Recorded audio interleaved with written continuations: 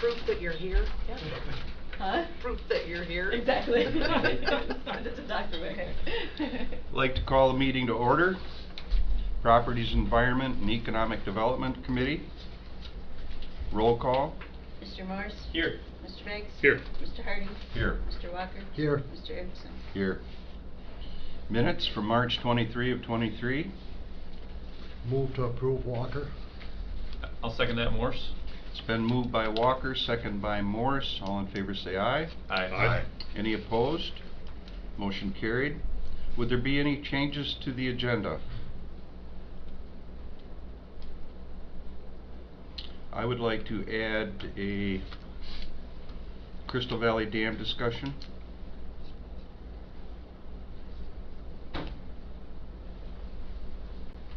Would there be any other additions to the agenda?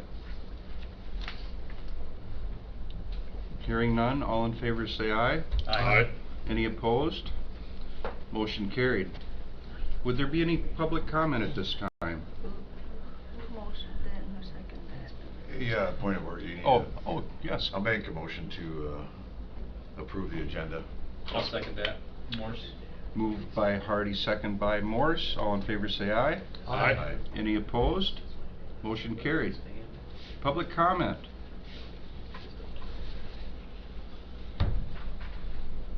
Sorry, we were chit-chatting. Sorry. Mr. McKee. My turn, okay. It is Mr. McKean's turn. Sure. They don't sometimes get on the agenda very often, but. Well, good morning, everyone. I come before you today to ask your permission or your ability to allow the Parks and Recreation Commission to apply for 2 grants. They're both basically local community grants. One is through the Community Foundation. The other is actually from the Great Lakes Electric Co-op called the People's Fund. And the People's Fund, basically, we're looking to secure $4,832, which will largely be used for 4 8-foot ADA picnic tables, as well as 3 new benches for the Gales Pond walkway. The walkway is being remodeled somewhat right now, and as a result of that, the benches are really in pretty poor shape, so we don't want anybody getting splinters in their on their sit-down parts. So. Secondly, the other one is for the Community Foundation. That's for $4,800, and that's basically the purchase of 4 6-foot ADA tables with 4 additional ADA grills that will be used in parks in various locations. Subsequently, the opportunity to apply for the People's Fund came about 5 weeks ago. We weren't able to coincide meetings with this particular commission that we're talking about this morning. So we did apply for and we did receive $1,700, which would be used for the 3 benches for the Gales Pond walkway. So I think you might even have the check. I know that they said the check was already in the mail, so it was much quicker than we expected. It wasn't supposed to be released until June, which would have given us more than enough to talk with the Board of Commissioners. So my apologies for that. But it is good to have some outside funding for opportunities like this. So that would be 2 requests that we have. Coming down the pipe is one for a Spark grant.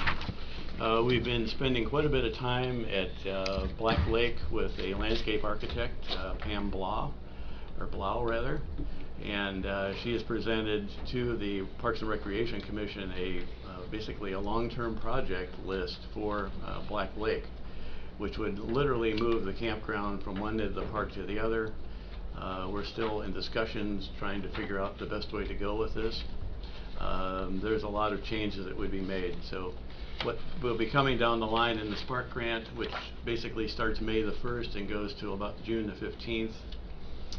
Basically, we're going to be probably looking at close to asking for $1 million from the DNR out of the Spark grants.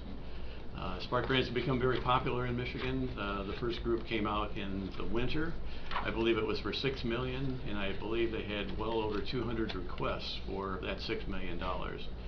So it's supposed to go to counties and municipalities that are in need, more economically depressed. So because we're a smaller county, we have a little bit more moxie, if you will, at that point.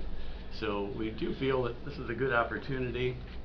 We will have a Parks Board meeting coming up this next Thursday, May 4th, and we'll be discussing further about what direction we think we should go long-term with regard to the Black Lake Campground. So the good news about Black Lake, Alice and Brian Johnson will be coming back as our campground host. I met with them out there last week. We're in the process of getting the pump started.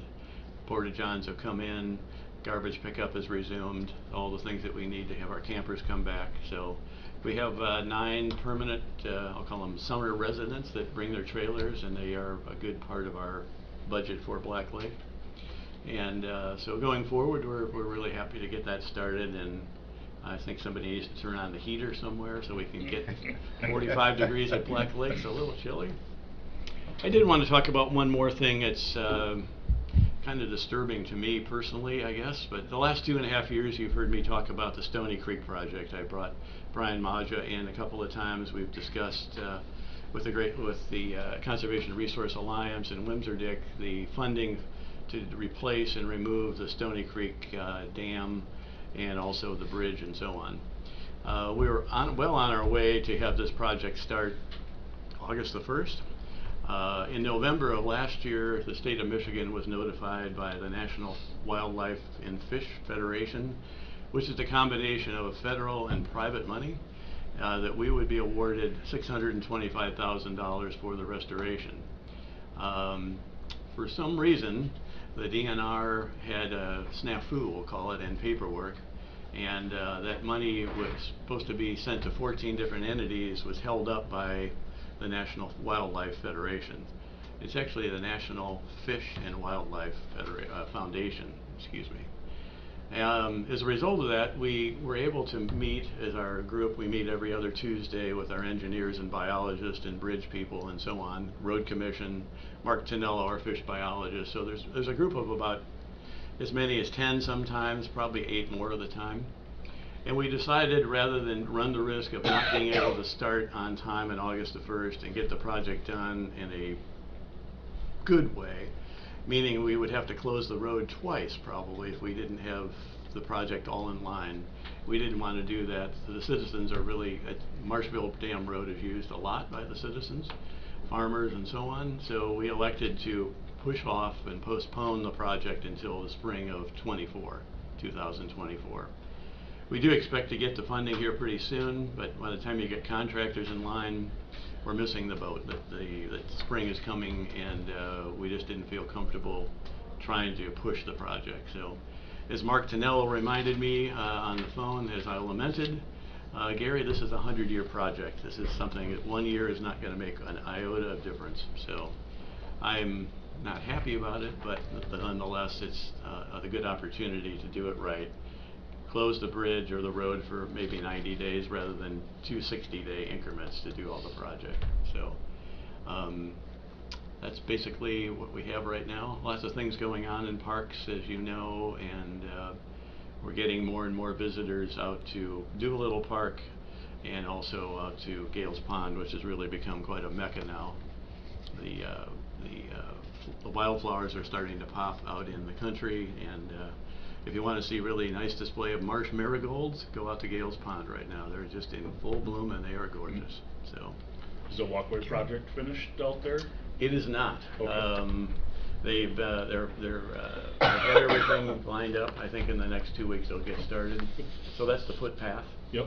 And then Joel Michelson is working on the other walkway. We're replacing boards as needed with new Trex material. So that's coming along little by little. Great. So, but, yep. Yeah. Paul? Yes, Mr. Walker. Gary, thank you for everything you do for us and for the parks. I do think, I understand totally. I'm glad you put in for this $1,700 grant. Thank you for getting that procured. But when we pass our resolution on the 2 grants for the People's Fund for the $4,800 and some dollars, let's approve the acceptance of that money for the other one, so there's just no gray area with it, you know. And I'm not being critical here at all. No, Gary. that's fine. No, Okay. but let's just put that on, whoever reads that resolution, and accept the grant for the $1,700? It was a calendar issue. We expected not to know anything about this till, as I said, till June 1st.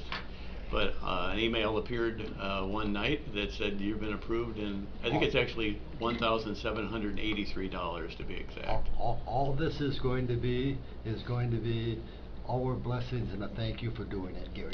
Yep. Well, we can thank John Wilson, our grant writer. He's found a lot of money for us. So. John has been great. And Mr. Morris? Yeah, hey, thank you, Gary, for everything you do, too. I am disappointed about the Marshfield Dam thing as well as you are. Yeah. But there's nothing we can do about it. It's not, it's the right decision, so I appreciate you guys making that tough decision. Yeah. The Black Lake, how many campsites are we looking at with the new drawing versus what we have right now? Yeah. So it could be as many as 47, which would change the whole scope of our camping program. So we have to really get into the nitty-gritty and the economics of it. Okay. As our architect has pointed out, this is not something you have to do all at one swoop. It would be a huge swoop, let's put it that way. But the things, as time goes on, we need to have a plan going forward for long term. So I think it's a good opportunity to really discuss it, kind of throw it up on the whiteboard and just kind of bat it around a little bit. So next Thursday we'll be doing that. So Amy, if you hear a lot of yelling and screaming in this room, you'll know it's the Parks Commission trying to figure out what the heck to do at Black Lake. How many is there right now? How many? There's 14. Okay. So we have 9 that are basically trailer hookup. The others are we'll call wilderness camping. Yeah. It is considered a wilderness camp because it does not have the amenities like a bathhouse and all the other things that go with it. Okay. So the thing that we fight going forward is by doing something like this in a large scale, you have to have a staff. As you know, I don't need to tell you, we don't have a staff. The staff is a lot of guys in pickups and equipment out of their garage and all that stuff. So, you know, we have to consider what that is in the future. So Operational cost first, yeah. right. The thing that she did point out, and I think Mr. Erickson could basically accommodate this, is that we only use basically 1/3 of the park. It's a 100-acre piece. We never even get to the backside of the lake, and there's actually more of the park back there. So it'll be an interesting discussion. I'm going to bring my big stick. Well, and to add to that, like Gary had said, the plan shows waterways from camping with docks to the northwest corner, which is high ground that we don't utilize at all, and it would be a dock over there, and then the south side gets very little utilization, and that's where the camping would be relocated to, with the day use where we are now.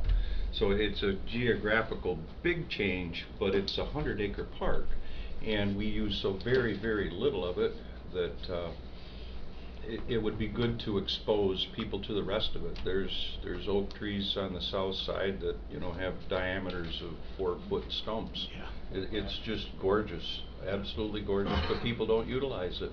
Yeah. And the initial plan was to get a walkway over there, an ADA accessible walkway, and that was what really prompted a lot of this. But once we walked it and saw how much land we have that isn't being used. We have so many treasures in our parks that get overlooked by so many people in the county, and it's part of our job to try to get more people out into our parks and let them see actually what we have out there. But that Black Lake and the wooded section, the forest section, is just a magnificent piece. And considering 7 years ago we talked about foresting that, which made my stomach roll. There's just no way. But those trees are there a long time. One last thing I did, Kevin Mann is a U.S. Fish and Wildlife gentleman from Marquette, out of the Marquette office. And through a conversation with him on the phone, he came down from Marquette 3 weeks ago. He is the person involved with sea lamprey infiltration into the Great Lakes. So he has 325 sites that he's basically identified throughout the U.S. and Canada for sea lamprey getting into the creeks and rivers that we have. So Pentwater River has seaway lamprey in it. And we know all the way up into Cedar Creek. But Cedar Creek is a connector into Crystal Valley Creek.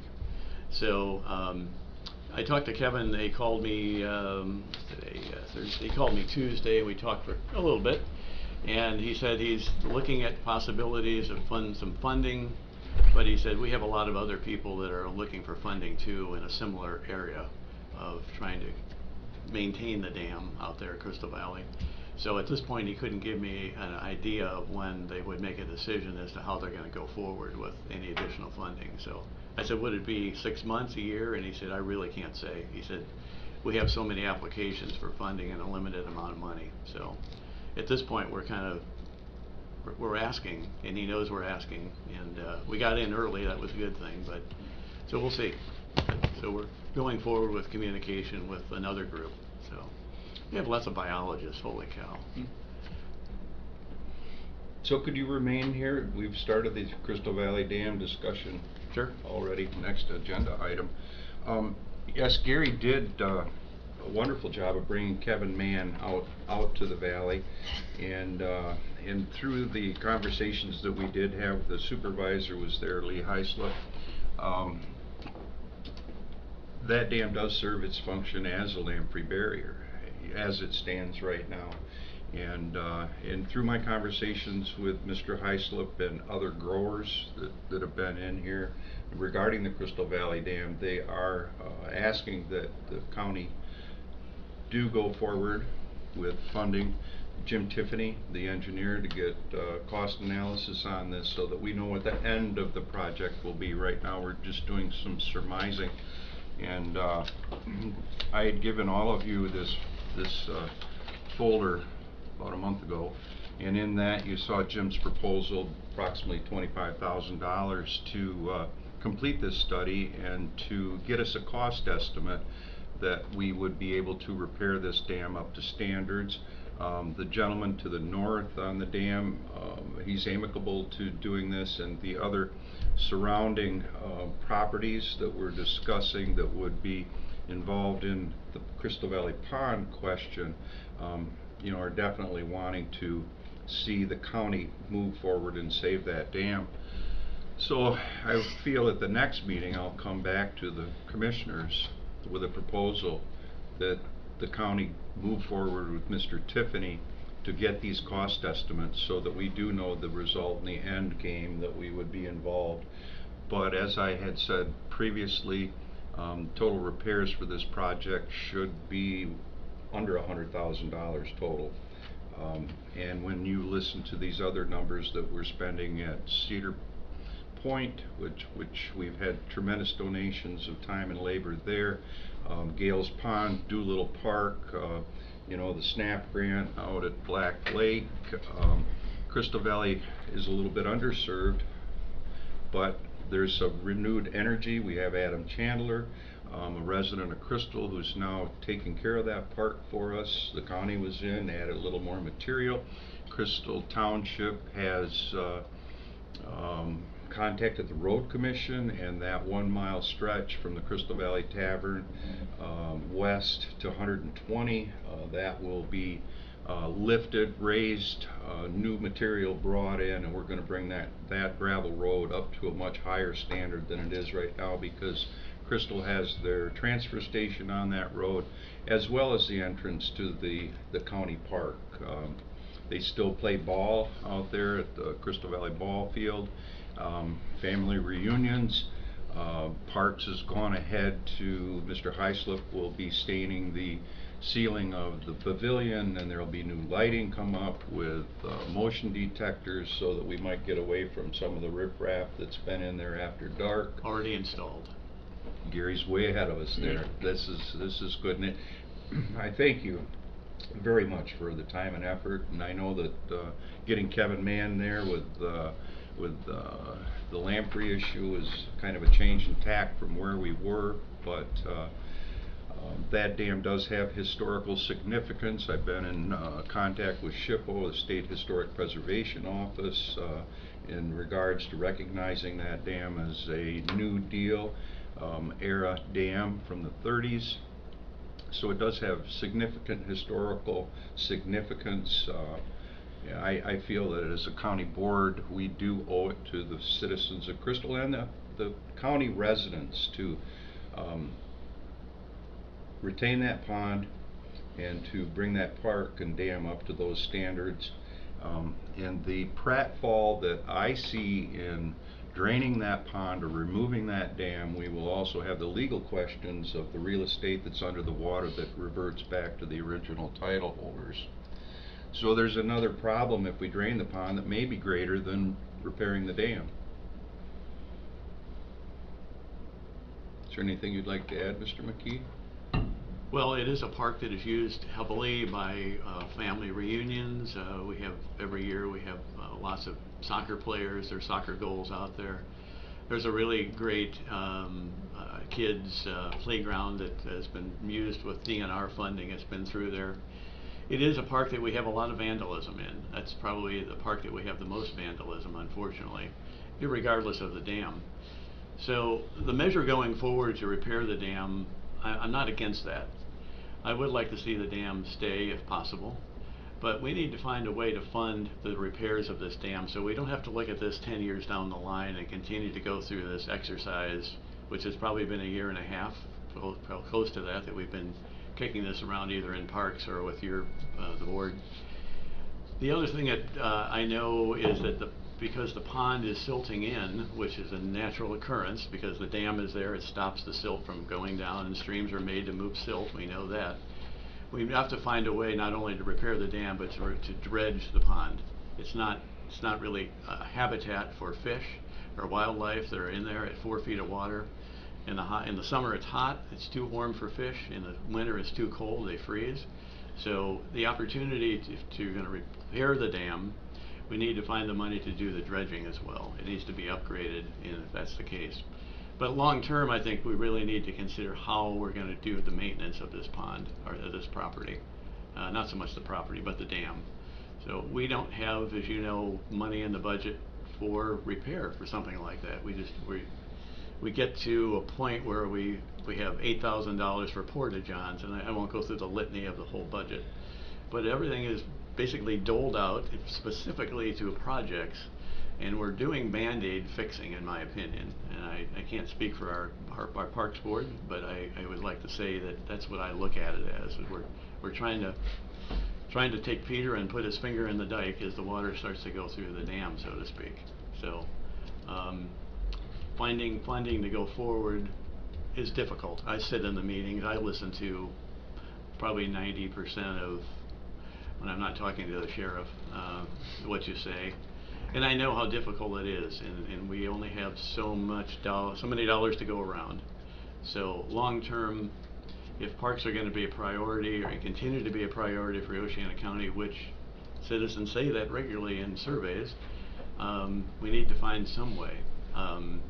The possibility could be floated of a millage to support parks and maybe other types of things that could take the load off of the county board, so to speak.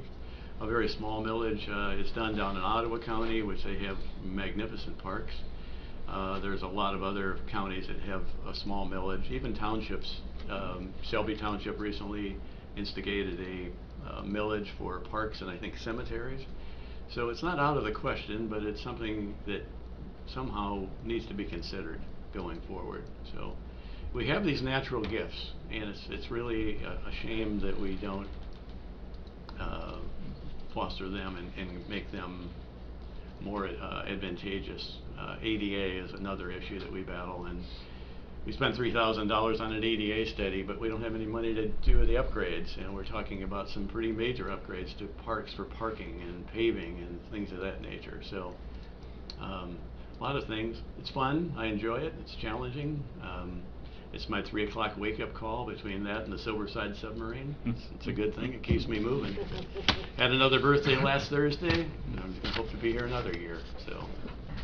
And therefore, I ask my fellow commissioners, we were awarded $5.2 million in ARPA funds, and we did allocate almost all of that. I believe there's about $400,000 left. And I would ask my fellow commissioners, those dollars that are remaining, that are available, that we do consider moving more of that gift money that we've received to these natural gifts, our park system. We've allocated dollars for the jail, for the medical, mental health. We've got a tremendous amount of money going into mental health. And also on the mental health side, in our DHHS, there's a mental health arm. Michigan State University Extension now has a mental health arm. District 10 has a mental health arm. We've got 4 or 5 mental health arms operating right now, and we've allocated a tremendous amount of money to that. But I would ask my fellow commissioners to look at the remaining ARPA funds and see our way to perhaps funding our park system to a greater degree, as Mr. McKean had made requests in the past. We do need a staff. If we're going to move forward with Black Lake in any way, that will require staff. Vandalism is a problem out in the valley. We do know that. That has been a problem, and it's a different culture out there, but that is also changing. We're seeing a change with the H-2A workers that are coming on board now. We don't have the migrant families that we've been used to for so many years. So my feeling is that we owe the citizens of Oceana County a park system we can be proud of. We don't hold a candle to Newaygo County. We don't hold a candle to Muskegon County, Ottawa County. Other counties have park systems that they are building and they're maintaining, they're sustaining. And Oceana, we get by on a small $24,000 annual budget in our parks, and they benefit those people that have paid their taxes, have had these parks in their lives forever. And I would hate to think that we don't recognize the people that would utilize the parks and put those dollars towards the good people that would like to have a picnic, a family reunion, or go fishing. I do know we've silted in at the pond. It's been dredged previously, but that mud can be pumped. And I do know that down Mr. Heislip explained that they do have these large socks that they can pump this silt into, and after a period of time, once they've drained out, that's a very saleable byproduct, and it can also be spread on the fields when they have these tubes full of silt. So that's well within the capabilities of many of our contractors in the area to pump that pond out, and a big hole can make that pond better immediately. And I've spoken with Mr. Tiffany about those things, and yes, the end game would be to deepen that pond so that we can cool the water off, we can make a better fish habitat. But upstream from that dam, we have all of the natural fish species that have not been invaded by the Atlantic salmon, nor have they been invaded by the sea lamprey. So upstream from that dam, we have a natural, perfect stream that's never been adulterated with the Atlantic salmon. So, you know, I'm asking my fellow commissioners, if you've got anything you'd like to add right now, please do.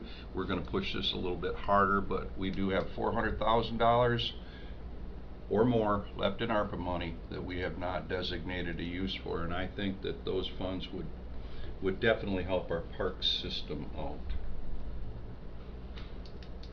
Would there be any comments from my fellow commissioners?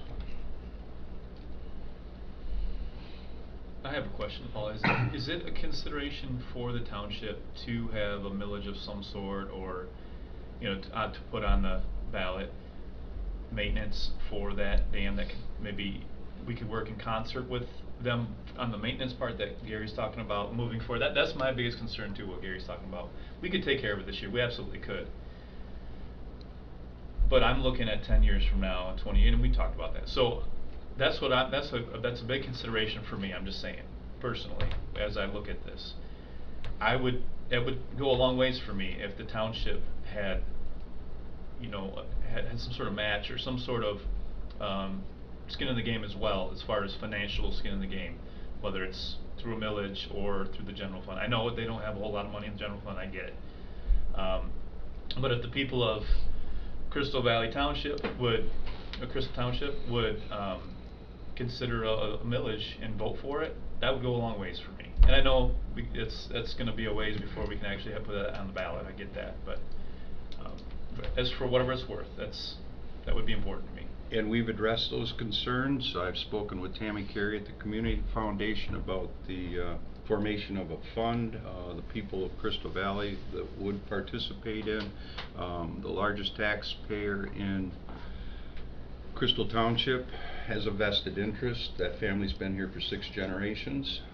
The dollars that we see come out of the valley, 14,000 acres. They are committed to this, but then again, on the other hand, they're asking why. We got $400,000 of ARPA money sitting around that we don't have allocated for anything right now, and they're wondering why should they have to bear the brunt of this when there's dollars already here and we've already allocated $4.8 million to other uses. So why are we stiffing the parks? Why are we asking Crystal Valley to do something that we're doing in these other parks? This is the disconnect that I'm hearing, is why are we putting so much money in Doolittle? Why are we well, how did the dam in Gales Pond get fixed so easily with so very little conversation? You know, there's been a lot. Why are we putting $2.5 million in Marshville when we're not taking care? Now, I realize these monies are coming from different pockets, and there's been efforts made to have these things happen.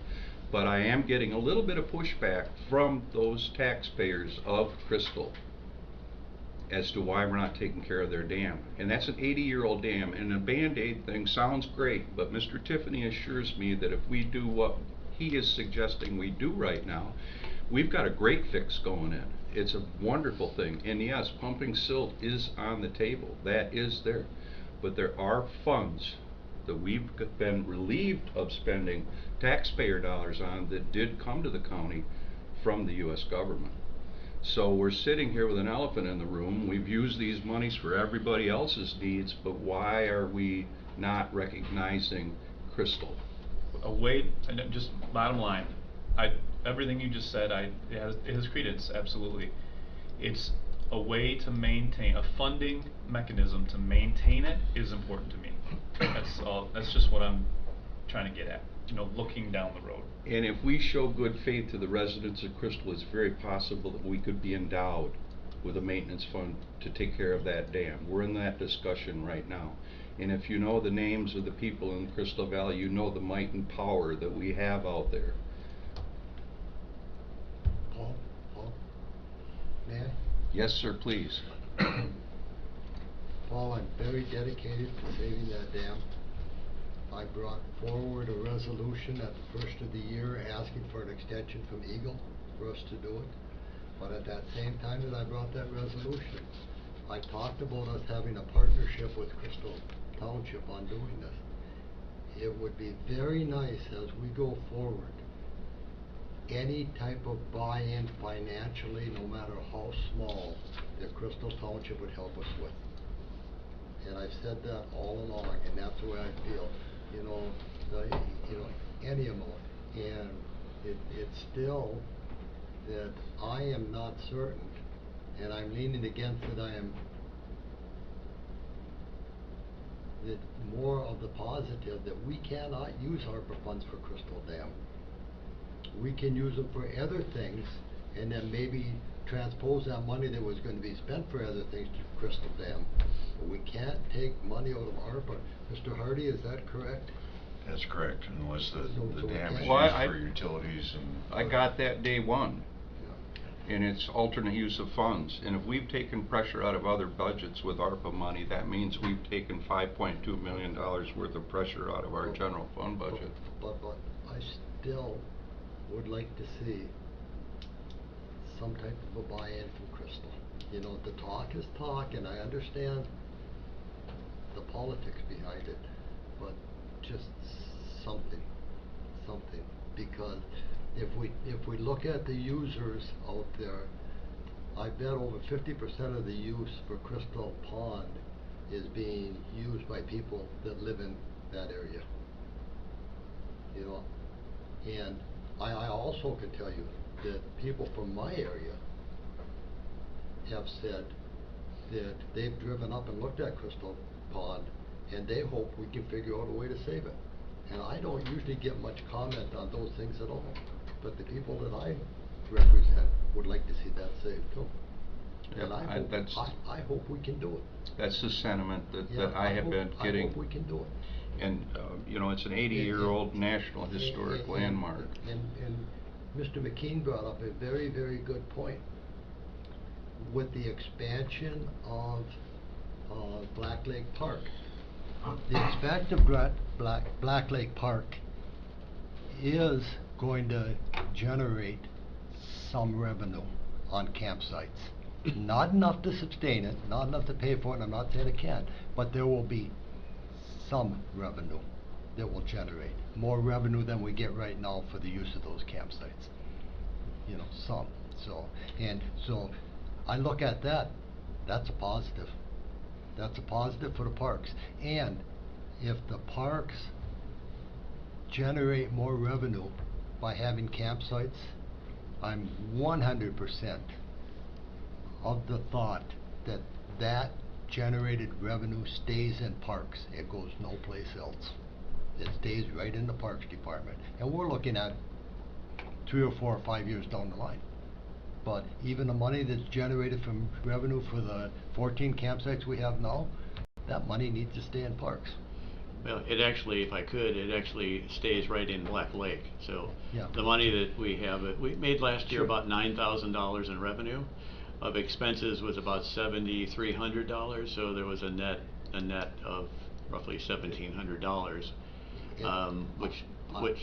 But I understand that when you look at our budget, the $9,000 of revenue that we have is actually considered to be spendable dollars when in fact it's expenses. So we don't need to go down that road today, but. You know, I would have to think very, very hard for something that has been done with the parks since you've taken the helm that wasn't a positive. Well, I Everything appreciate you've that. come forward has been positive. I did want to say, Mr. Erickson, without being, I would like to correct something that you said just a minute ago, but all the material, all the things that we've done at Doolittle Park, there's been nothing that's come out of the park's budget for that. They were all donations, the building from contractors, private individuals, all of the things that go on there on a regular basis are Conservation District. The Conservation District puts a ton of time and money and preparation in that park. Gales Pond, I think we spent $300 on Gales Pond last year. I might be wrong, it might be $400. It's minimal. This year we did spend $2,000 on some new material for the walkway. Thanks to the ARPA money, the footbridge will be replaced. Crystal Valley or Cedar Point, that all basically there was no money out of the parks budget for that. So there's over, I want to say close to $60,000 that have gone into the walkway, the beach walkway now that's being installed, and the lookout.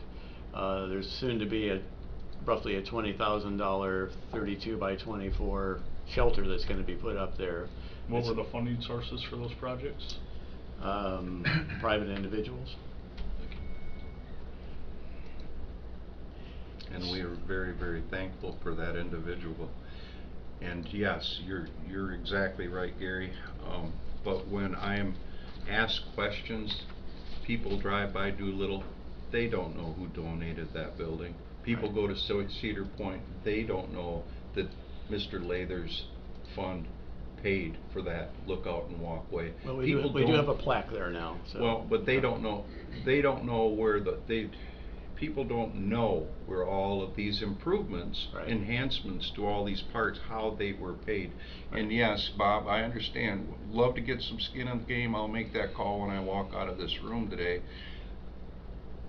The people I'm talking about in Crystal Valley started the asparagus industry in Michigan. The people in Crystal Valley took those potato fields and grew into the asparagus capital of the world.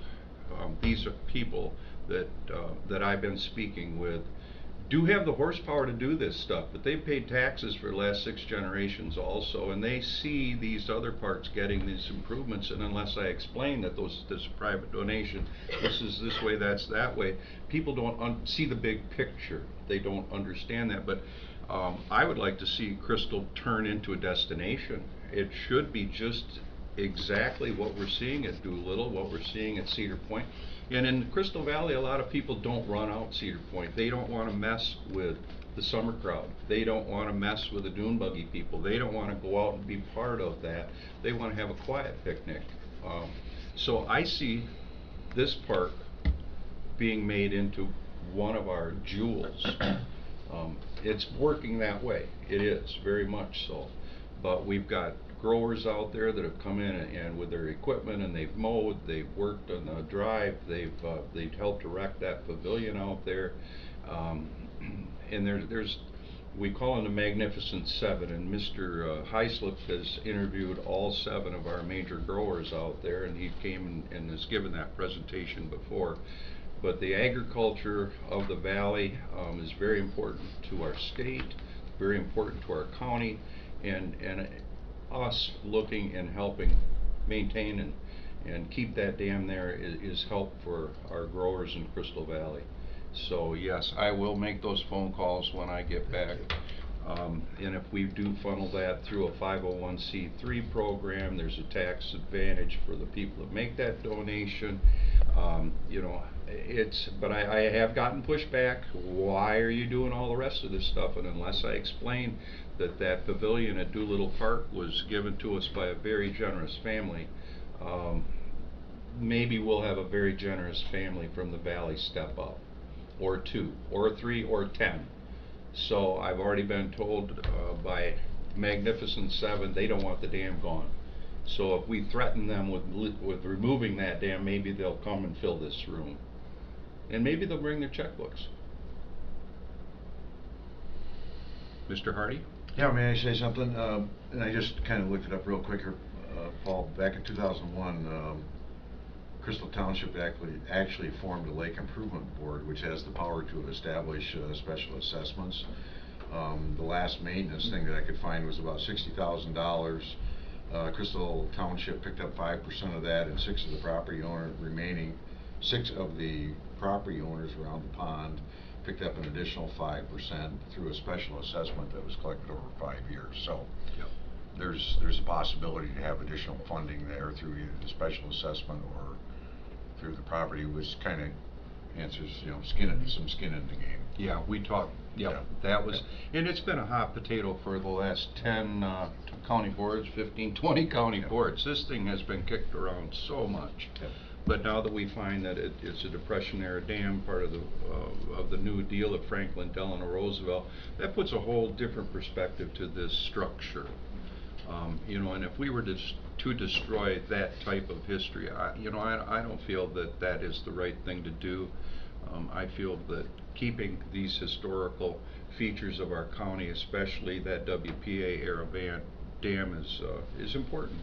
But I wanted to get it on the table. I want everybody to be aware of it. I wanted it on our record, and I wanted it on our recording, so that the people that are watching right now and the people that will watch this later will understand that our county board has to make a commitment to preserving our history.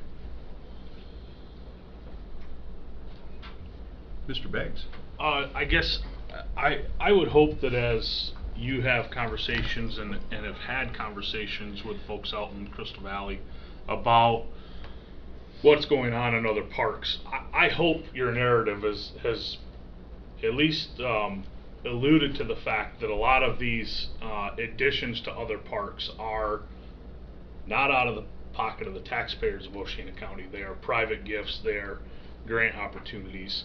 Now, I don't think that releases us from the responsibility of this dam, but I would sure hope that's a clue to some of the people in Crystal Valley that really enjoy that park to say, hey, maybe I'm not looking for any of them to pay for the whole project, but man, to say to compare what's happened at Cedar Park or Cedar Point or Doolittle or Gales Pond and then say Crystal Valley's underserved.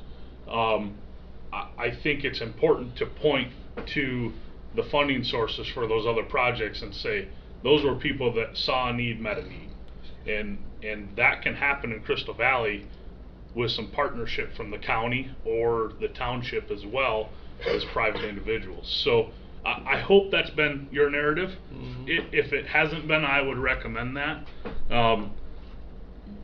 You and I personally probably have a little different perspective on the history of that project, but that doesn't mean it's not, because I don't value the history of it as much, doesn't mean it's not a value to the county. But I guess I would echo what's been talked about here.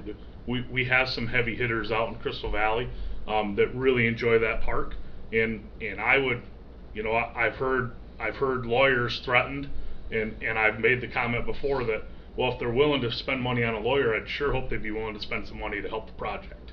And I guess that's where I come from. Not that I'm looking for your Magnificent Seven to pay for the whole thing, but boy, if they're willing to hire lawyers, if we take it out, I'd sure hope they'd be willing to spend a little bit of that money to further the project along. So I think they heard you. I hope they did. They did. So, that's all I have. Thanks, Tim. No, I've tried to have that narrative, and Gary understands. We've been operating on $24,000. We don't have a pickup truck. It's 34 now. Yeah, we just got some. Gave you a 10 grand and upped it by a third. Huh? Yeah, well, we just got some. Pete Lundberg was fortunate enough to get some lawnmowers for the park system, and if we had to pay Pete Lundberg $10 an hour for the time that he spent out there, we'd owe Pete Lundberg probably 50 grand. Yeah. And Joel Michelson, and there's been some tremendous efforts made at our Cedar Point Park. It's amazing, and our Gales Pond Doolittle is beautiful. And if Gary told you how many species of plants that we have in that little park, 231. it is just an amazing property. But Crystal has that.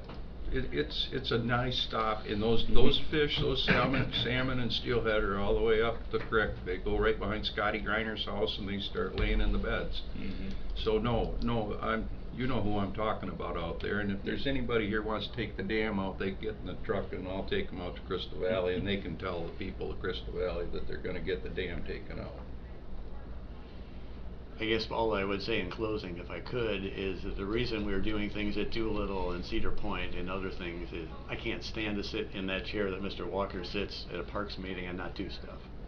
So I like to get stuff done. I'm tired of talking about stuff. We either punt the ball or we run down the field and we score, whatever the case might be. So that's the end of my discussion. Thank you, sir. Thank you, Gary. If you need any extra trees, by the way, the Conservation District had a tree sale last week, and we have some extra trees left over. There's 50% off. You can call the office, and you can talk to Susie, and it's what supports Susie's salary for the year, and it's certainly a necessary thing. It's our fundraiser that all conservation districts do in the state of Michigan at that same time. So. That was a good day. That was a very good day. Would there be any public comment? Hearing none, we'll adjourn. Thank you, Paul.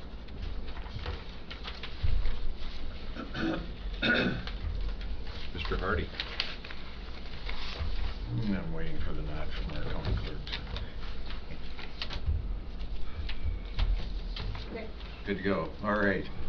Good morning, everybody. I'd like to call to order the Finance and Administration Committee. May we have a roll call, please? Mr. Erickson? Here. Mr. Morris? Here. Mr. Beggs? Here. Mr. Walker? Here. Mr. Hardy? Here. I'd ask for approval of the meeting minutes from April 11th, 2023. I'll make a motion to approve.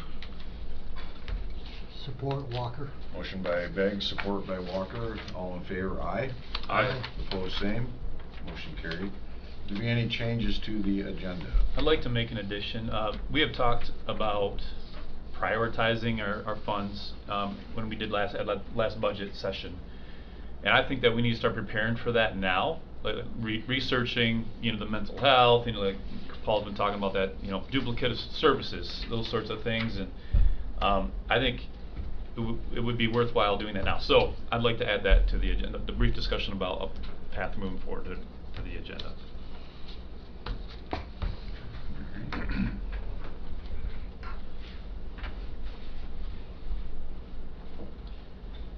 Mr. Morris? Yeah. Mr. Hardy? Yeah, go ahead. Mr. Morris, would it be better that if we put that on another meeting, and I'll tell you why. Let the administrator do a report for us on where our funds are, you know, where we're spending them on special projects now or capital improvements now. Is that what you're talking about, capital improvements, or? No, I'm talking about the general fund budget, like when we talked about, you know, Duplication of services. duplication of services, you know, and so start doing our research now, not making any decisions. Just start, not necessarily now, but making a plan to do research. So, maybe I'm way off base with this, but I think the majority of that information will have to be generated out of the administrator's office, you know, because rather than us sit down and go through the whole general fund, let's talk about it during the meeting. Leave it on the agenda, Yeah. and let's talk Yep. about it a Okay. little bit today. I'm gonna add that, right after, Chairman Walker's allowable per diem. Sounds good. Discussion before we get into the administrator's, long list of reports and reviews. All right. Any other changes to the agenda? I'd ask for, a motion for approval of the agenda as amended. I'll make that motion. Morse? I'll Motion support it. Morris. I'll support it, Walker. Supported by Walker, all in favor? Aye. Opposed, same. Motion carried. Is there any public comment at this time for Finance and Administration Committee?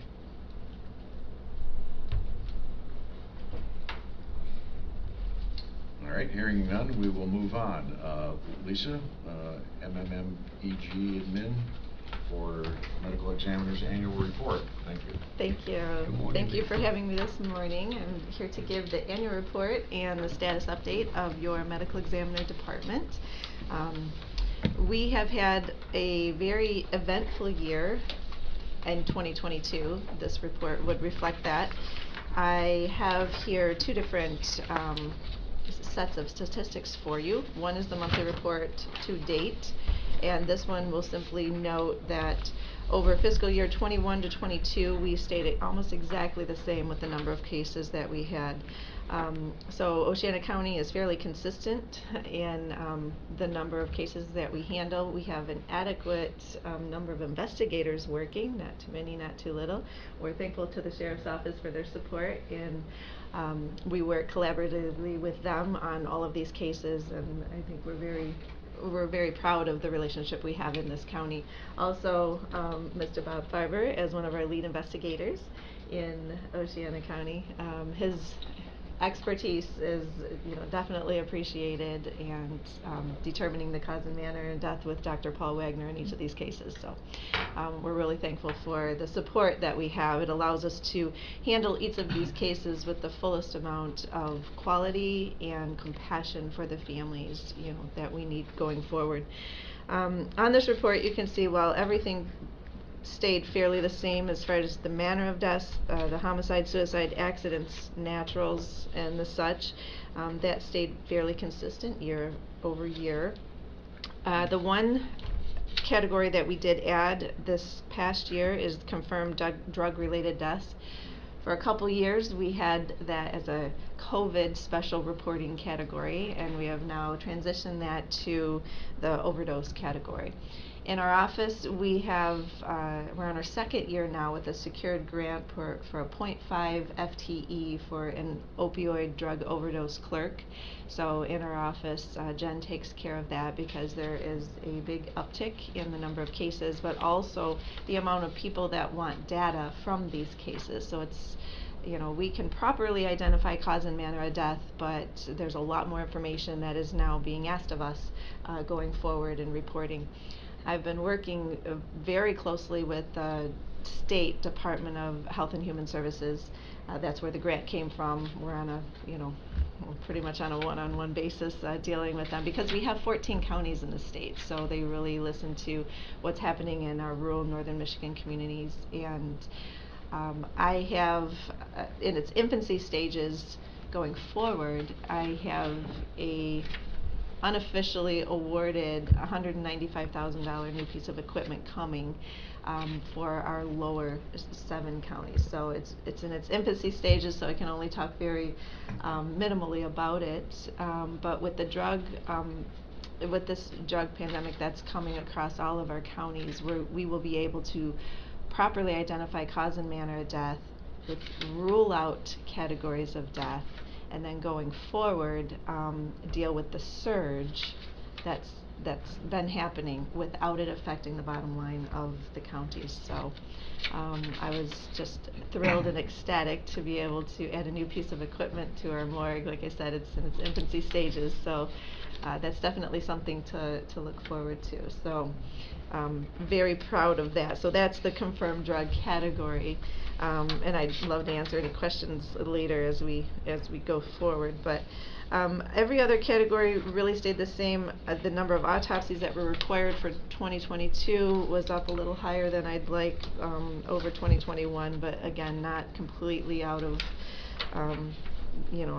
out of a norm that I would consider to be, out of the ordinary. We don't have some sort of Oceana County crisis with, too many suicides and too many accidents. So it's just more cases needed to be autopsied in 2022. So the big packet really goes over the specifics of those types of cases and the office. And as you will see, we have a full medical examiner staff that supports Dr. Wagner and Dr. Rudy Oakes to do what they do best.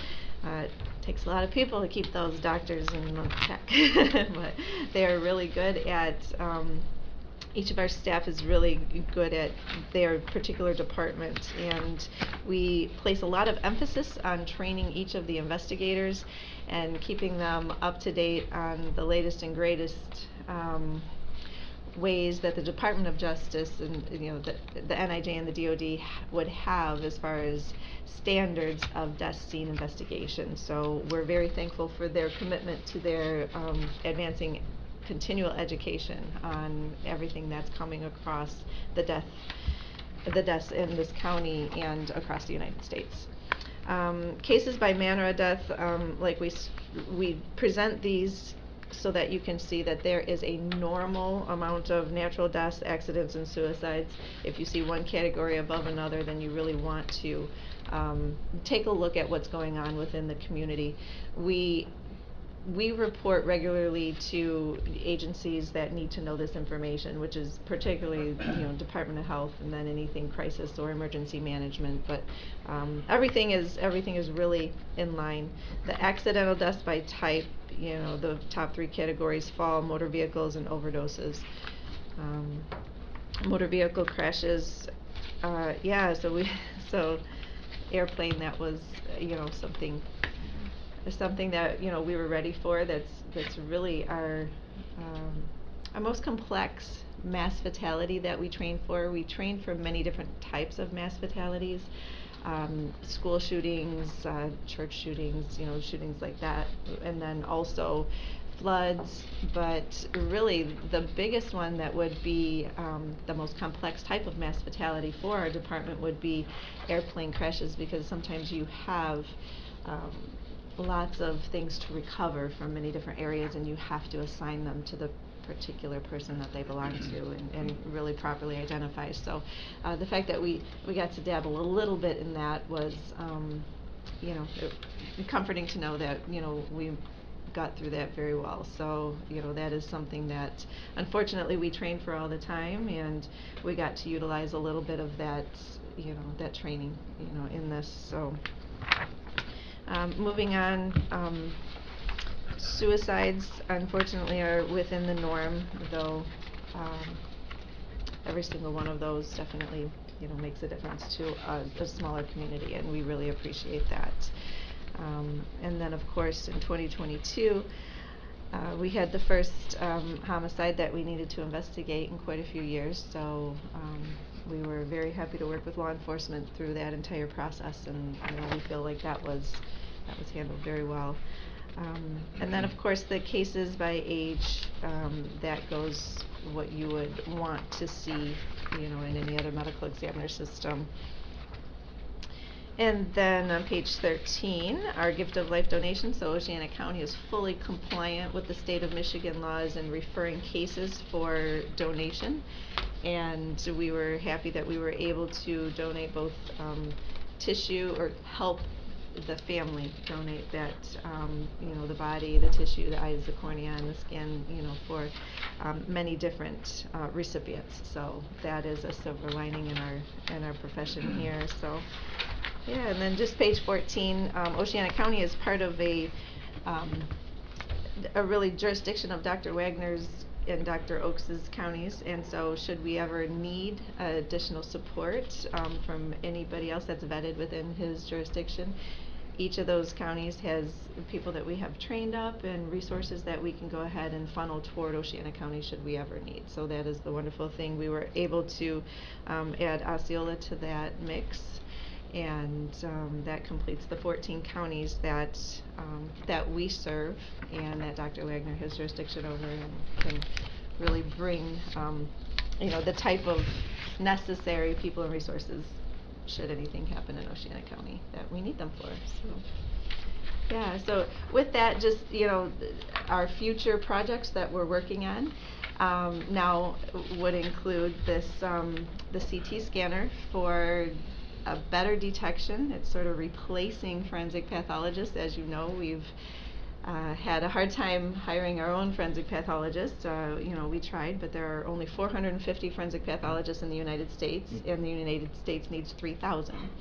So there's a huge shortage, which then you can't always get them to, come to the smaller jurisdictions. In fact, it's really hard to remember where each forensic pathologist is working now because they're going over here for 10% more and over there for 10% more, and that's just what's happening. So there is, over the past decade, there has been a huge increase in CT scanner machines and a proper diagnosis that can diagnose 85% of what a forensic pathologist can do.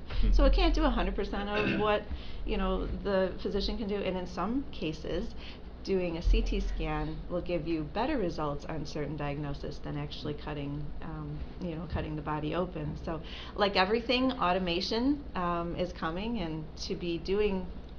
I've been practicing this with Dr. Wagner for 30 years now, and really the way that we did diagnosing 30 years ago is not really what it should be 30 years later, right? I mean, you wouldn't expect that in your living healthcare, and so with the decedents, we feel like this is the same.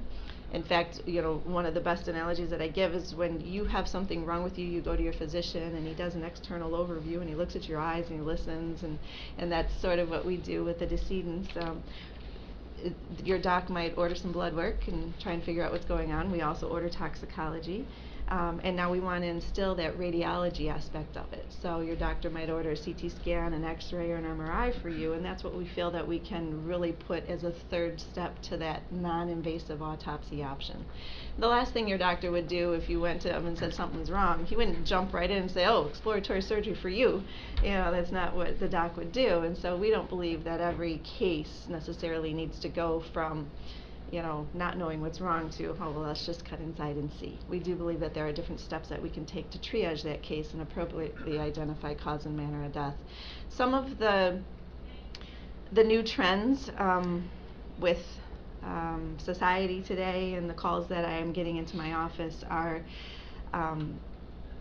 particularly in other counties, not necessarily this county, but it happens everywhere, is the families not believing that their loved one was doing any type of drugs. And so I get a lot of denial from family members, and it's always been there a tiny bit, but it has been exponential over the past year.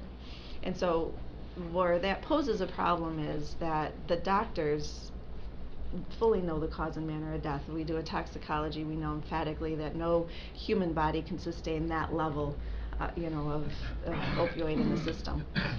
But they want to rule out other things, and so we can't spend the taxpayers' money for them to rule it out. In fact, once in a while I'll call and get a second opinion from a forensic pathologist, like, hey doc, I want to get a second opinion. Dr. Cole's like, don't send them down. Dr. Wagner's right. I'm not doing this. I'm not cutting them, and so we believe that with the CT scanner, we would give those family members that extra assurance that, at a very low cost, just simply a couple $100 to run the CT scan, and $195,000 of that has already been paid for, through the state. It only costs $210,000, and $195,000 is already committed, and then for, a couple $100 versus almost $4,000 that we pay for an invasive autopsy. So we're very thankful to have this additional option to us, and we can just be a little more liberal with saying, you know, yes, we can go ahead and scan and give you, you know, that assurance. And but more than anything, this will be a huge deal for prosecutors, because prosecutors would, some of them, not all of them, but some of them would ideally like to see every single drug case autopsied. And I can tell you 30 years worth of doing autopsies on cases, sometimes you don't always have that drug delivery causing death. And I have many studies that prove that this is a really good system to be able to add, in addition to toxicology, for that prosecutor to go. I've actually been studying a lot more legal on what it takes to prosecute drug delivery causing death. Never thought I'd have to enter into that. But I want to be able to work as a team with your law enforcement, your prosecutor, and really help reduce, you know, the number of drugs that are being circulated through the community. How that will tie into, you know, the opioid funding, should that be appropriate, is that we need to keep good quality data on future cases, and data is important to knowing where you're at, not only with helping the living rehab, but also what the proper diagnosis of the demise of the people that have passed. That opioid settlement was one with my data, in addition to law enforcement and EMS. And so historically that was something that was happening. In the future, they still want to know the data. And if I can't properly give them a firm, solid, absolutely, and here's the backup to that, then the data isn't quite as good quality as people would like. So just to say quality data is out there should never be assumed. Going forward, there's a lot of new novel drugs that are, you know, constantly coming. Our toxicology lab is always flooding us with this new information, so we will be able to properly identify the cause and manner of death with you know, better quality data for going forward, and that's really where we're looking for that, you know, opioid you know, additional funding. So I just want to answer any questions now that you might have on either the past statistics or where we are going forward. Yes. One question on that, the opioid tracking. So, yes. What type of information? I don't know if this would be you or law enforcement. Like individual cases, is it illicit use of opioids or overuse of a prescribed?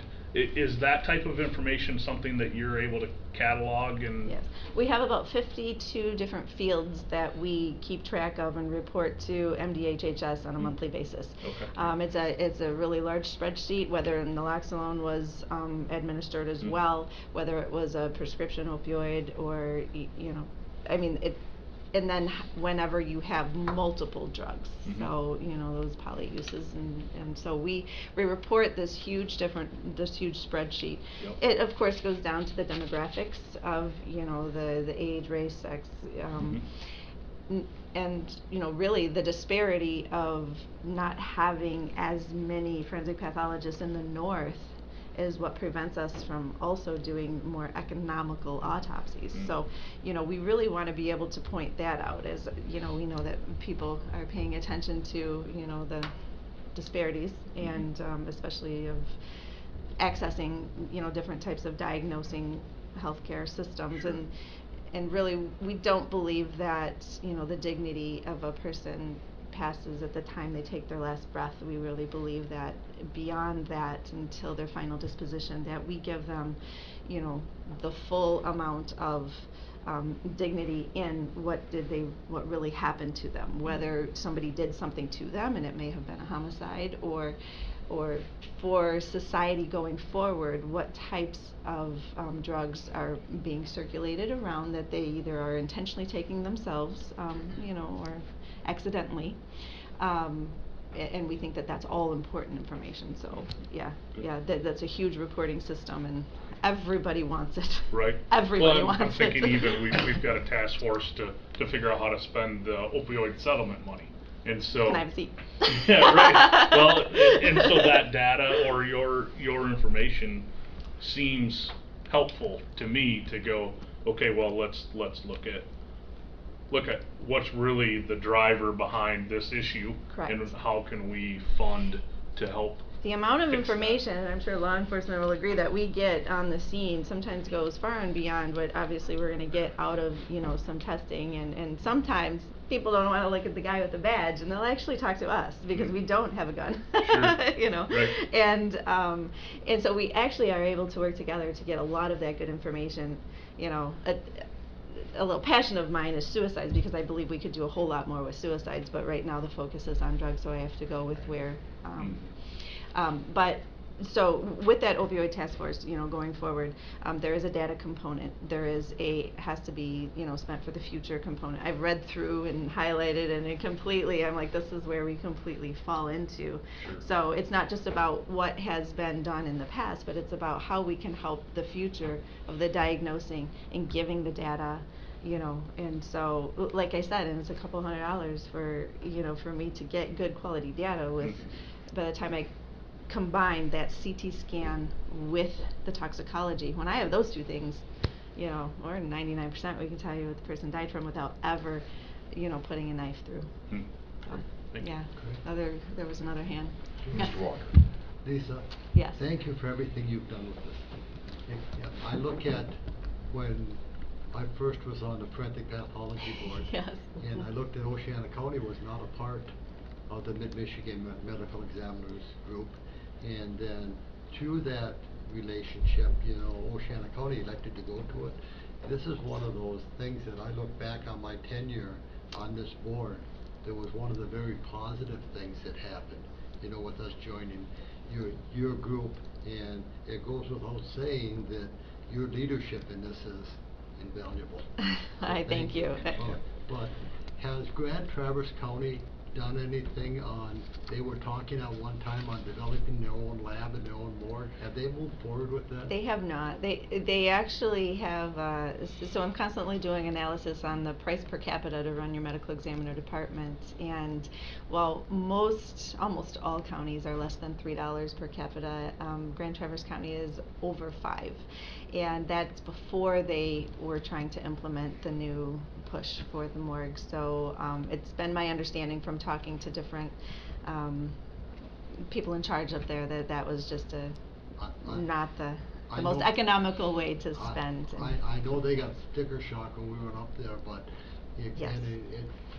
For my fellow commissioners that were not here, Paul Bullock from Mecosta County, their administrator, and Toby Lake, who was in the Waco County at the time, and they pulled together the funding to have the forensic pathology lab built in Mecosta County, was a visionary. And without them, yeah, it really, what you should be really proud of is the group that you are a part of, and they are people that really spend money carefully.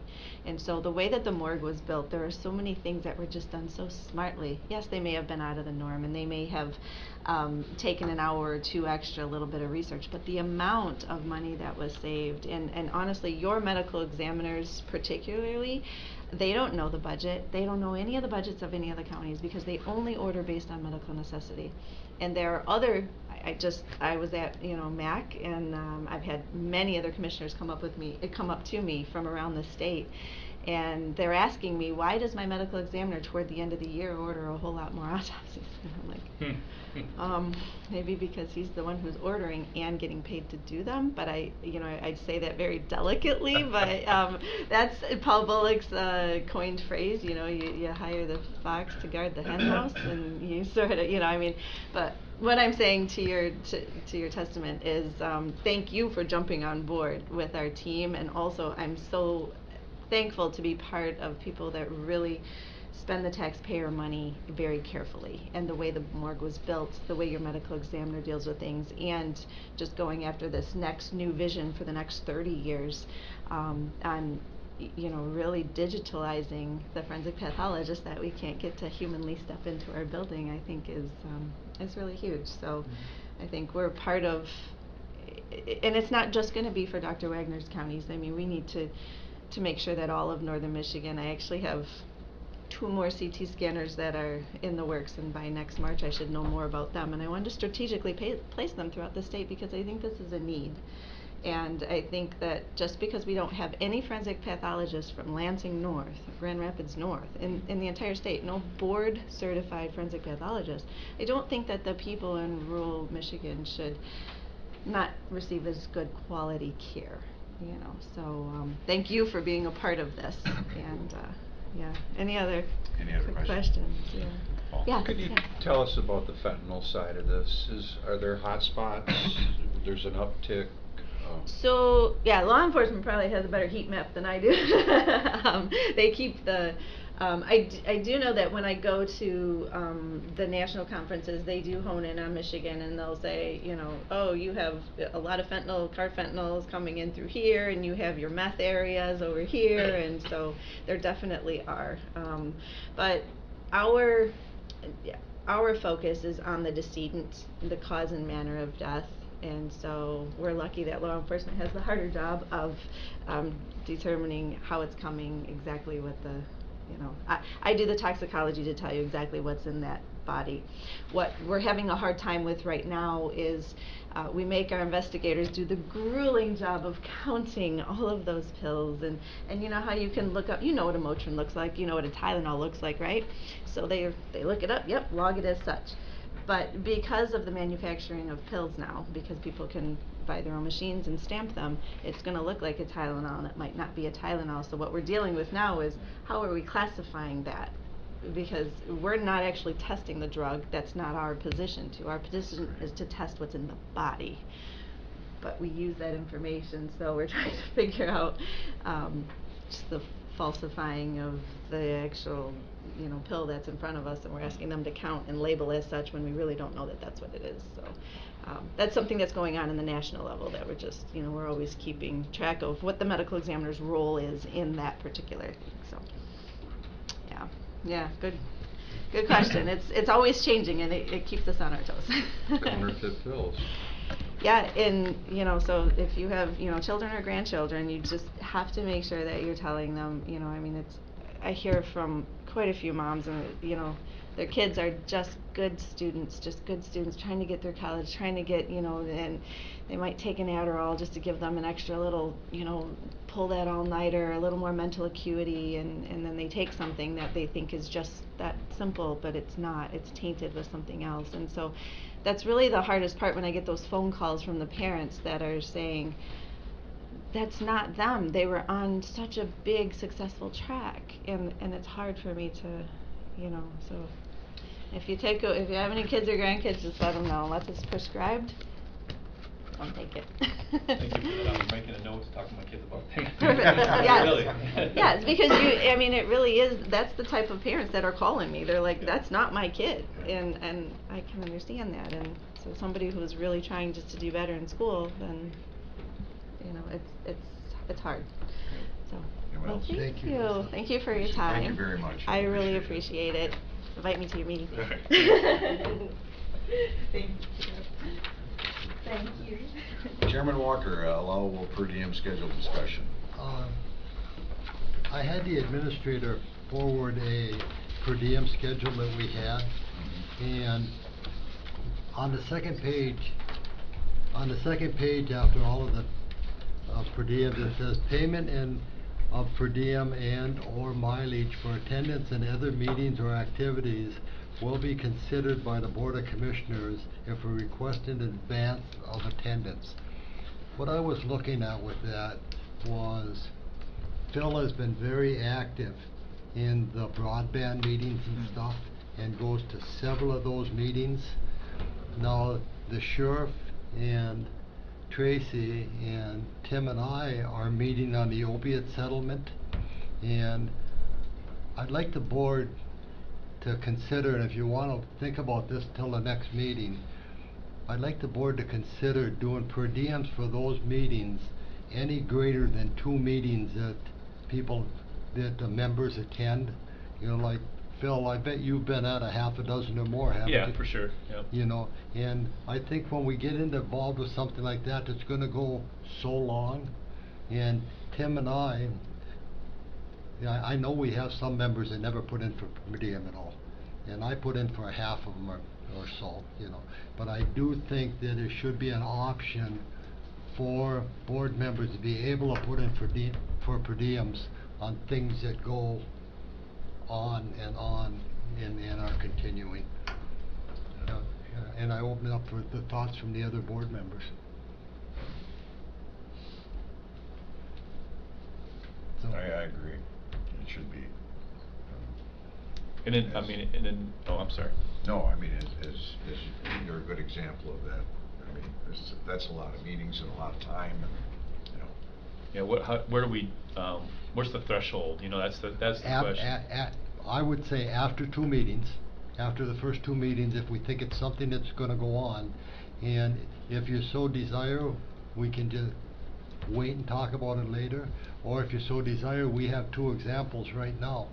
The one that you're going to with broadband, I think when you're coming up here and going to those all the time, there should be compensation for them, because everybody in the county is gonna benefit from those broadband meetings. And you're doing it representing this board. And Tim, I don't know what your thoughts are, we haven't talked about this, but going forward, there's gonna be meetings on opiate for several years. Sheriff, would you agree that this is gonna last for a while, wouldn't you agree? I'm afraid so. Yeah. You know, so, you know, we could address those 2 if you wanted to, and it just takes a simple concurrence of the board members. Or, Paul, what's your thoughts? I do believe for that extra time and effort that there should be adequate compensation. The workload has really grown, you know, This also is an example of going from 7-member board to a 5-member board. Right. Yep. You can death by meeting pretty quickly. Well, we need a medical examiner for that. Well, let me give you an example for me, and I realize I bought into this by asking to be chair, you know, wanting to be chair. But last week, I had 4 special meetings to go to. And when it came down to the one, American Classic wanted to meet with the administrator and myself over what the plan was, a long-range plan for recycling. And I called Tracy and I said, do I really have to be there? Do I really need to be there? And she said, no. I said, what was the agenda? And she said, I don't know, but I don't think you need to be there. And it's something that administration could just handle. And so I did not go to one of them. And those 4 meetings were all on Tuesday and Wednesday. So. Well, and, I mean, another consideration, if I may, I'm an hourly employee where I work, so, you know, if I'm taking 2 hours of my day to go to do that, I mean, that's okay, but then I gotta work at night, you know, it's gonna take away from time for my kids, for my day job, and, you know, so it'd be nice to be compensated for it. Let me ask, do we have a concurrence from the board member that those 2 examples can be added, or per diem can be put in at, you know, if the employee wants to put it in? I'm in favor of it, yes. Mm-hmm. I'll say for the broadband, I'm in favor of you doing it. And Thanks. you know. Well, maybe ad hoc committees that the county board, I mean, like, how do you want that to be? I think after 2 meetings, we need to bring them back. We just need to bring it back, and I wanted to also point out to the board members that that statement is in there. So if anybody's gonna be goes to any more than 2 meetings and you think it's gonna last for a long period of time, come back and have the board approve that you get per diem and mileage for them. That's what this policy was intended to do. So just to clarify too, the other, like for instance, Tim, with the Oceana County Road Commission, that is a per diem and a mileage. All the other ones are all listed. That's all listed, so All, yeah. we have 2 pages that are listed there, but this Yep. would just add these 2 to the list.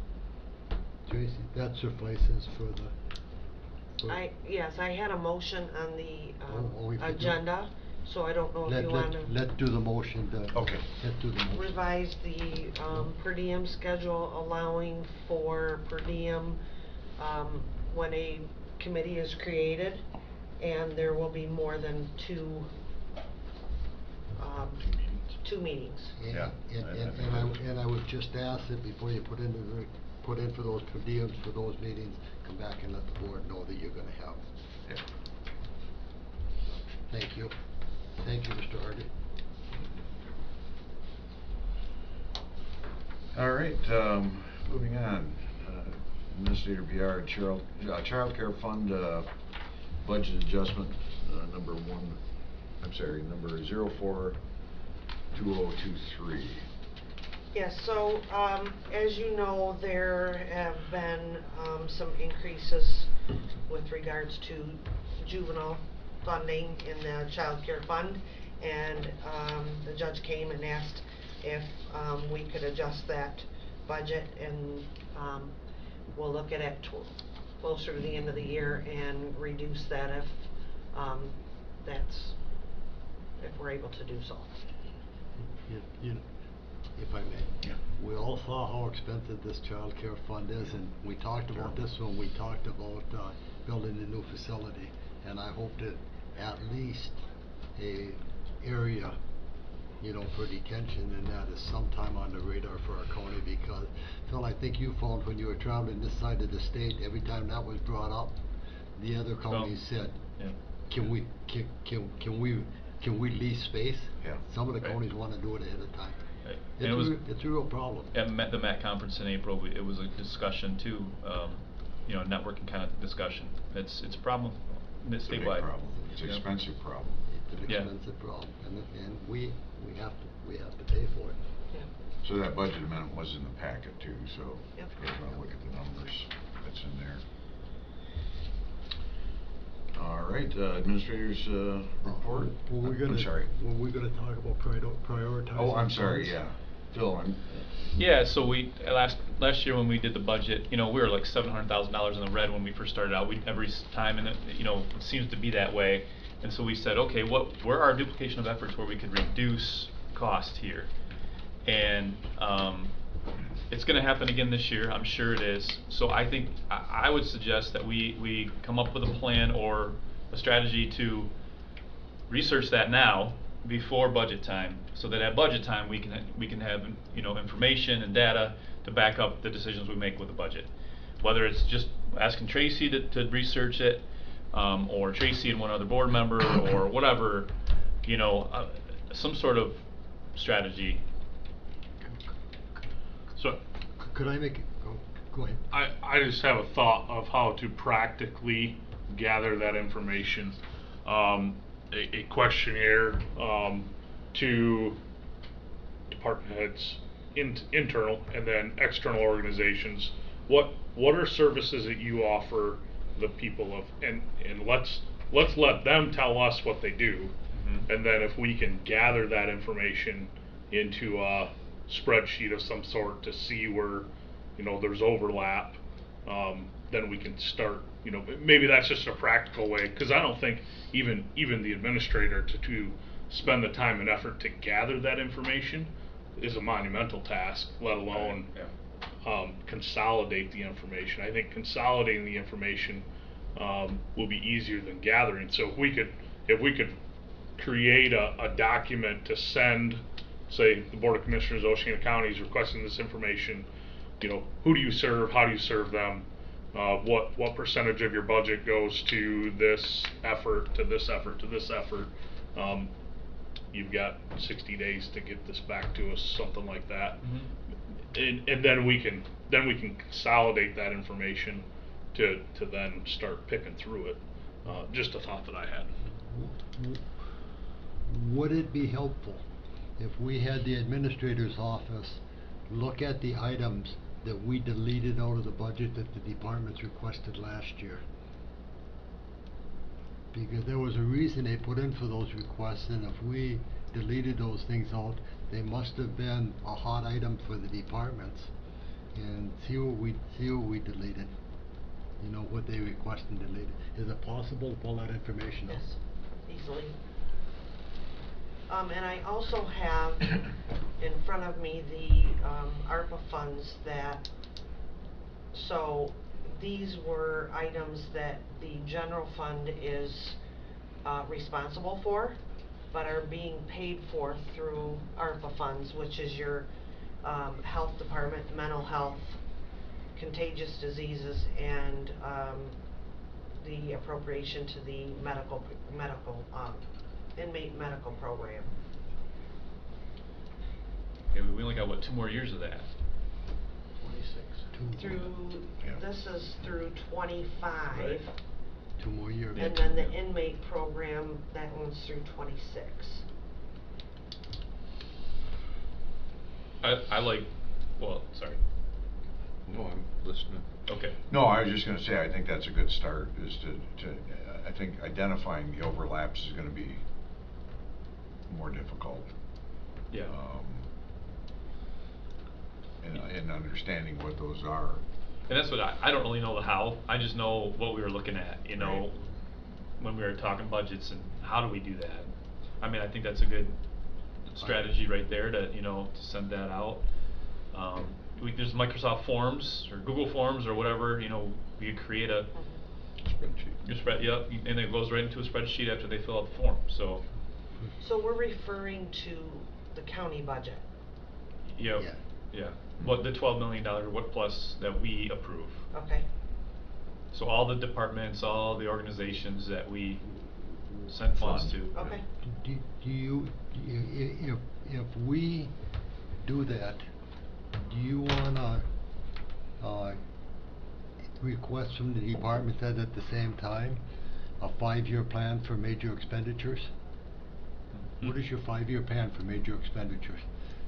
You know, we've gotten ourselves into some things, and I think of one department associated with the courts with a computer system that we got ourselves into something, you know, kinda tripped into it that's very, very expensive right now. And if that had been on a 5-year major plan, we might have avoided getting into that major expense. Yeah.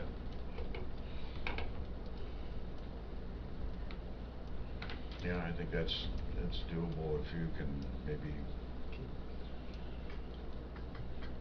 think of some type of form to send out. Come up with something to bring in, you know, let Yeah. us, each one of us email it to us, you Sure. know, if somebody can come up with email and let's see what, if it covers what you were talking about, Tim, or if anybody has any other ideas. Paul? Yeah, and you know, we've said it before, mental health, you know, we've alleviated quite a bit with ARPA funds in the mental health, and Bob and I went to District 10 and we're hearing about mental health, and I know that we have a mental health presence in our school systems now, that they can walk a student right in and sit down with a mental health expert. We've really ramped up this duplication of services. It's just, it's amazing. You would not believe it when you sit with a dozen other county commissioners and listen to the stories of the sheer dollars. How many dollars did ARPA put into mental health? 130,000, but per year. But I want, yeah, a I meant year. all told. But I want you to know that that is the appropriation that we are required to provide to mental health. And that relieves our general budget Yes. of 130,000 annually. Yes. So there's parks money right there. It was quite an eye-opener when District 10 started doing a survey of counseling in schools. And we found out that District 10 does it, the schools do it, the mental health does it, and Michigan State University does it. And we're saying, how many of these agencies are doing the exact same thing? But there was state grant money that came out and they all applied for it and they all jumped on board. Well, I think that's where we're gonna look and see maybe there is duplications with CMH and everybody else. There's such an overlap there that it's like, wait a minute. If we ran our county budget like those agencies ran their budgets all on different divisions, we would fail. There wouldn't be enough taxpayer money to cover it. So maybe move forward, could we ask Tracy to come up with a form draft and then Yeah, give it send to it to us, we'll take a look at it, Yeah. make recommendations or comments, and yeah, absolutely. Does that sound good? Yeah. Mr. Hardy? Yes. Another thing we'll need is a list of who, you know, Paul brought up something good. We don't have any money that we have authority over that flows to the schools, but there are certainly organizations that we don't have purse strings to that may also provide some of these services. So do we want to, you know, the easiest inside this building is our easiest sphere of influence. we know what the clerk's office does, and we know what the register of deeds does. I still think it's important to know what services are provided there, and budget-wise, what's spent. When we get outside these walls, the land is ripe. You know, like there's organizations that we do help fund that are, you know, the mental health thing is just a prime example of this. And the state and the feds are not our friend to be wise with the dollars spent, because they just wanna throw money at a program, so then every Tom, Dick, and Harry on the street corners are providing mental health evaluations. But, you know, so do we want to look at, okay, so the school system's providing mental health. Now MSU wants to dive into the schools. Well, MSU, we're pulling the reins back because you're duplicating services the schools are already providing. We don't have authority over the school's budget, Right. but we do. So I guess what I'm saying is there's some information out there of services that we don't have direct authority over, but it will be helpful to the discussion to know if somebody that we do If there have is duplication. Yeah, if there is duplication. I can tell you that when that was brought up at the Region 10 Health Department, there were 20 county commissioners sitting there, and there was not one county commissioner who was in favor of all of these agencies doing the same thing. Safe statement, Paul? That's That's a spot mild- on, right? But it's a mild statement compared to what it said. They're There were committing things- to watch the committees. Yeah. And now we have the health department who's gonna survey the providers to see what providers is providing what. Right. So, you know, I think some of those things that we were concerned about are gonna be addressed at Region 10. Yes, but one bright spot though that I don't want to lose sight of, but in Hart High School there is a mental health expert there, and I do know of an instance where there was a crisis, and it was immediate, it was a direct crisis where that child could be taken down and was to this expert, and then the crisis team showed up in the school. And what we're seeing more, and especially in that incidence, we've got kids that are so mixed up that you read about them, you see it on the evening news. We're seeing that in our high schools now at this point in time, and I know this instance, it was very, very good to be able to walk that child down and get him in the system immediately. Now, that child could have been driven over to the Kroger store on Washington, and those services could have been delivered on Lincoln Street. So, you know, duplication of services, but I do know an instance where a mental health expert in the halls of the school was extremely helpful this past week. Mm-hmm. Thank you. Okay, I have one more thing, just Oh. real quick on that. Because Paul made a point of saying that $130,000 that we're paying for mental health frees up money that we could use for parks. And In the budget. yes, so I just wanted to make a point saying that in 2022 our county budget ended up in the black, and that was because of those funds that we're using from ARPA to cover some of those other things. Had we not done that, the county budget would have ended up in the red by $75,000. Right. So I just wanted to make that point. Nope, I understand it. I get it. You Yeah. know, we do, and we're going to have to cut back. Tim, And you I'm were- not saying that parks aren't important. Parks by are any probably means. the most important thing we spend money on if you want to look at mental health. You know, the ability to get out and spend time. And Gary can tell you about the latest thing that's going to come up with the Hills Pond. We're going to have a little get back to nature day out there, I guess. So Forest bathing. forest bathing. But at any rate, no, Tim, you're exactly right about the duplication and everything that's getting spent and And those things, Tim, are up our representative from this board on those other state and regional boards. And I can tell you that you are represented very well at the Region 10 when this nonsense comes up. Appreciate that. It's not, your board members aren't shy when they have something to say. That may come as a shock to you, and it may not, but they're not shy when they don't like that type of stuff. But getting back to the extension, you know, why is the extension getting into this business? Maybe they just need an 800 number and a couple business cards to funnel that incident to the people that are doing the job. And what we're finding also is if that person in one of our school halls that is there full time, you know, are they busy all day long, or are they in there doing their nails, and are they watching their computer screen? So Tracy, if you put that together, that'd be great. Send it out, and maybe we can talk, discuss it at the next meeting, and kind of review it then. And if anybody has comments in between, just email them back, or if you want a category added or something. Sounds good. Something sorted.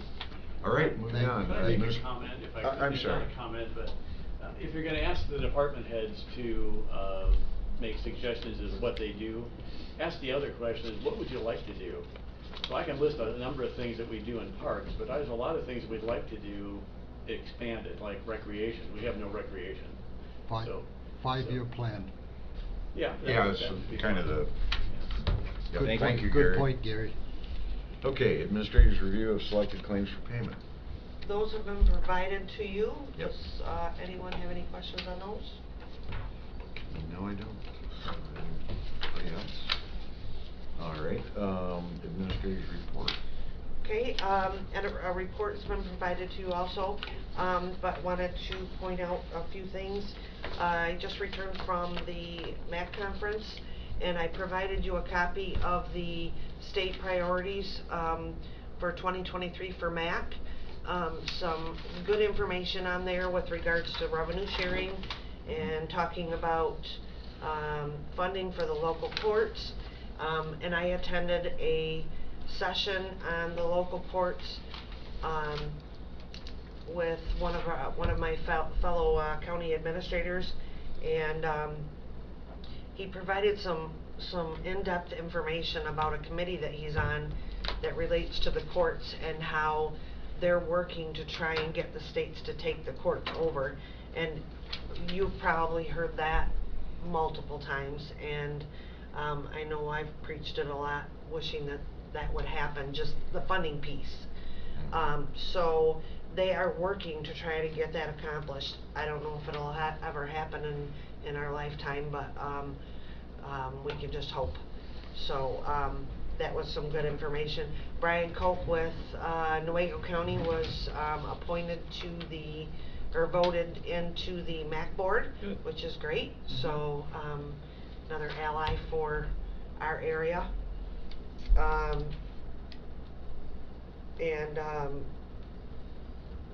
Senator Bumstead was awarded an award from MAC for all the work that he's doing for our counties and the work that MAC's been able to do with him to get things accomplished. So that was good to know. And they were at our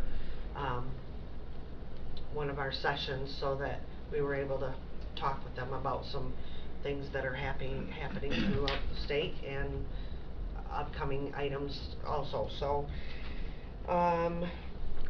and the only other thing that I had, just a reminder about the West Central Michigan County Alliance meeting on Monday, and then I wanted to state that I will be looking at filling the HR Finance Coordinator position, and I would like to reduce those hours for that position from 40 hours to 35 to be in line with the rest of the office.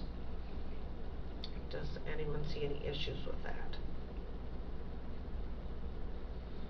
Is it doable? Yeah. Yeah? Yeah. Okay. Yeah. It just aligns with the rest of the staff, so Yep. I think it's a smart move. Yeah. And it would, that position would remain on the same pay scale. There's a 7-step pay scale for that, so it would actually reduce the amount in the budget because we'll be reducing the hours. And what is the starting step? I believe it's $28 per hour is the start.